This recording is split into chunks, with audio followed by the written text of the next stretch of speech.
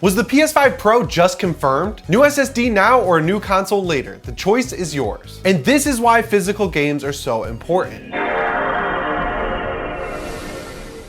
How's it going, everyone? Welcome to PSReady. This is my midweek news update. I am still deep into Final Fantasy 16. Once the story kicks off, right about after where the demo ends, it is one of the most addicting action RPGs I've ever played. I hope if you picked it up, you're enjoying it as well. And before we jump into all these news updates, I'd really appreciate it if you help me get to 200,000 subscribers here on the channel. So if you want to do that, click the subscribe button and set your notifications to all. All right, so the first thing we have to talk about this week is the PlayStation 5 Pro. In my last video, I talked about how during the FTC hearing that Microsoft has been embroiled in for a long time now, they let it slip that Sony is not only selling a disc model of the PS5, but also a digital one, and they plan to replace both of those models with a PS5 Slim later this year that'll be priced at $400 or $399.99. Now, initially, a lot of people were thinking that they just meant the discless edition of the current PS5 will be replaced, but no, it actually looks like the PS5 might be getting a price drop as well to $399. And that kind of makes sense to me because it's been out for a while now. Even though it was so hard to get, it still has been out for long enough where the actual components needed to make this console are getting cheaper for Sony to buy. An example to illustrate this is that the chip inside the Xbox Series X and S and the PS5, and ironically the Steam Deck, uses RDNA 2 technology, which for a while now and still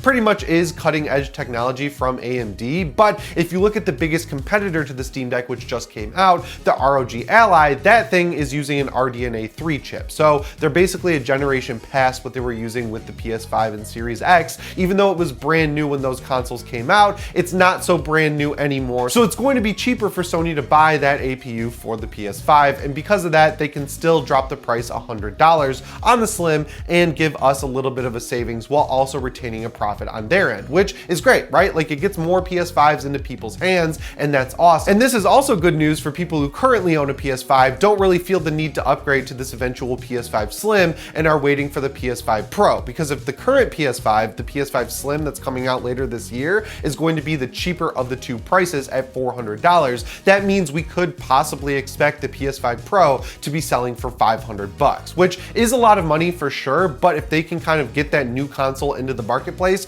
and sell it for the price that the original console launched at, that's good for them because they're still selling a console for $500 and making a profit on it. I don't think that console is going to have an RDNA 3 chip because it still does have to play PS4 and PS5 games and PS2 and PS1 games after all, but you know, they can still sell it for $500 and make a profit because they're using that RDNA 2 chip that the current PS5 and PS5 Slim are going to have. Anyway, the reason we know this console is coming is once again from Microsoft at this FTC hearing, where basically what they said is that PlayStation currently offers two versions of the PS5, one with a Blu-ray player for physical media and one without, and is anticipated to release further differentiated Pro and Slim models in the near future. So this is a very similar but slightly different statement to the one that they made where they announced the price of the PS5 Slim. Like, they got to be doing this on purpose, right? Like, Sony has been very clear that their whole intention during this Microsoft trial has been to kind of hurt Microsoft as much as possible, and this is a good way for Microsoft to kind of hurt them back by slyly announcing a lot of their biggest hardware moves that are going to come later in the year. Thankfully for Sony though, I don't think a lot of people beyond like hardcore gamers like us are really paying attention to this hearing, and the announcement of the PS5 Slim and the Pro eventually will be big surprises for all of the normies out there. So yeah, this is an interesting time for me as someone who plays games on PS5 and PC because I really like 60 FPS gameplay, and it was actually nice for the first couple years of this console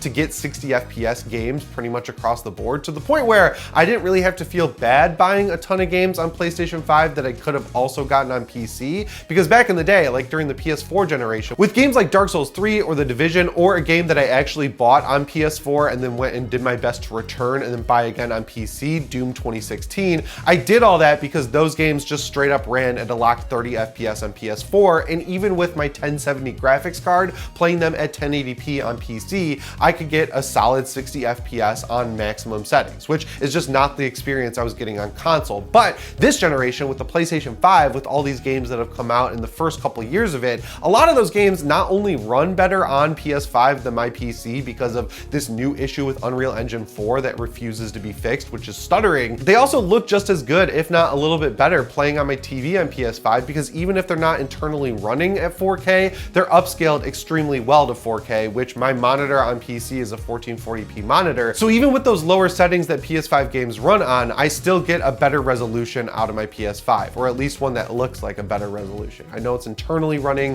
at 1440p or even lower usually, but still, upscaling works really well on the PS5. But with all that being said, with games like Jedi Survivor and Final Fantasy 16 being full-on 30 FPS games because they're pushing the hardware so hard, more so in the Final Fantasy 16 side of the fence, I think Jedi Survivor was just unfinished, and once again, EA just wanted to hit their like quarterly goal of releasing a game before a quarter ended. I don't know, EA's just been bugging me lately because the games they've been putting out are better than what we've seen in the past, but overall they're just technical messes across the board, which sucks. Either way, I just want to see a Pro console come out sooner rather than later because I feel like it'll calibrate things once again and we'll actually start getting full-on PS5 games that run at 60 FPS while the regular PS5 will run them at 30 FPS. Last generation when we got the PS4 Pro, the focus was definitely not on frame rate, it was on resolution. The big marketing push for the Xbox One X and PS4 Pro was definitely true 4K gaming, which, you know, there were a few games that let us play at that, but overall, I think this generation, the focus is going to be on FPS, because now with this generation, Sony and Microsoft have both made the mistake of letting their gamers see how good 60 FPS is instead of reserving it for people with $1,000 PCs. So yeah, I would expect this $500 price point to be hit with the PS5 Pro. I also expect it to be out either next summer or next fall, and that's really going to be a huge marketing push for Sony, and when we'll also start seeing a ton of great games. And really, this positions Sony super well against Xbox. Xbox has that cheaper entry model console with the Xbox Series S, but if you have the entry model be the PS5 Slim at $400 and then it regularly goes on sale for $350,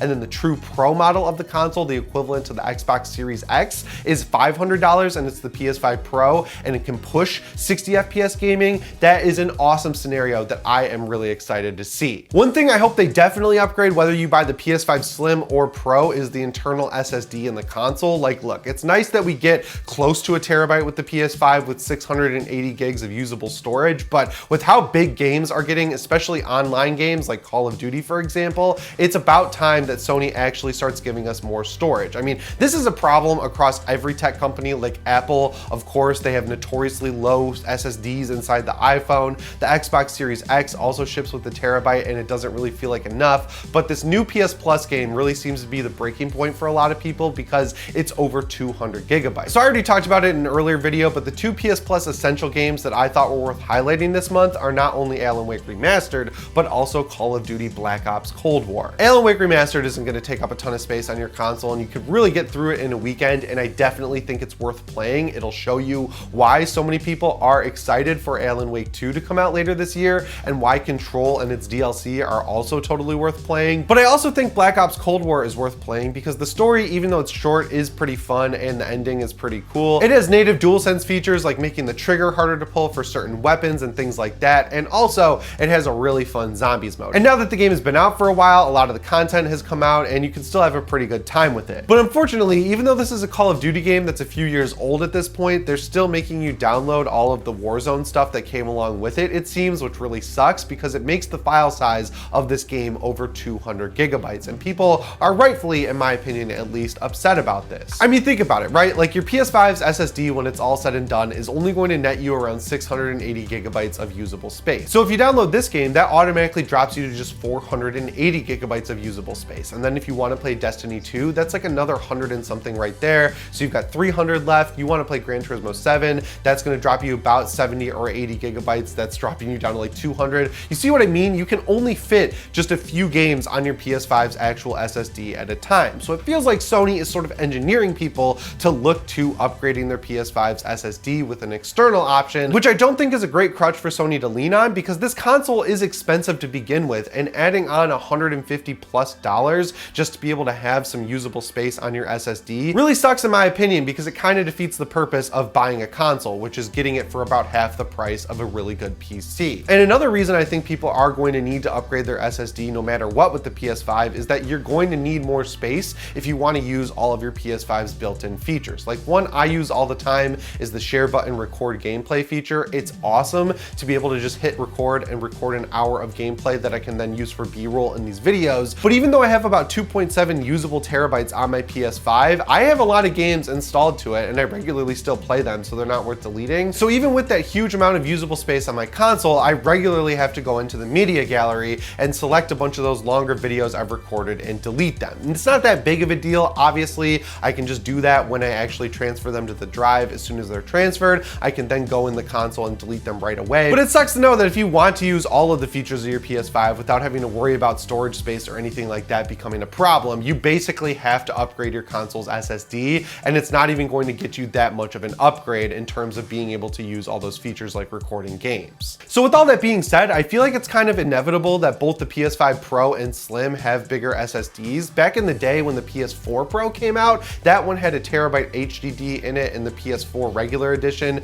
had a 500 gigabyte hard drive, which at the time still felt like not enough. But this time around, I think they're going to have to get the PS5 Slim at least to 1 terabyte, right? Like, we can't mess around with this 680 gigabytes of usable space on this console. And then with the PS5 Pro, I think it's like a 2 terabyte minimum, or maybe even 3. But all hope is not lost if you're a current PS5 user who's out of space like me, because Best Buy is running a sale currently on all of their PS5 SSDs, and they're actually at pretty good prices. So if you've watched the channel before, you know the one I'm going to recommend is the Samsung 980 Pro. It's the one that's in my console. It's the one I have the most experience with. I save a ton of stuff to it. I download a ton of games to it. I record a ton of footage to it, and it is an absolute beast. And right now it's on sale at Best Buy for just $140 for the 2 terabyte version, which I'm pretty sure isn't the lowest I've seen it. I think with like a first responder discount, I've seen it go as low as $125, but in terms of just being on sale, this is definitely the cheapest price I've seen it at, and it still is in stock at the time of recording this video. Then you've got the official Sony option, the SN850 from WD Black. That one's on sale for $180. I think a lot of people go for that drive, not only because it has a good reputation, but also because it has the PS5 logo on it, and that just makes people feel better. And then if you want to get the newest version of the SN850, I'm pretty sure it's called the SN850P. That one is on sale for $200, and it's not just really like a palette swap or anything like that. They didn't just put a P after the number. They actually increased the speed of the drive. So if you want to get the fastest drive possible, that one's going to be faster than both the SN850 and the Samsung 980 Pro.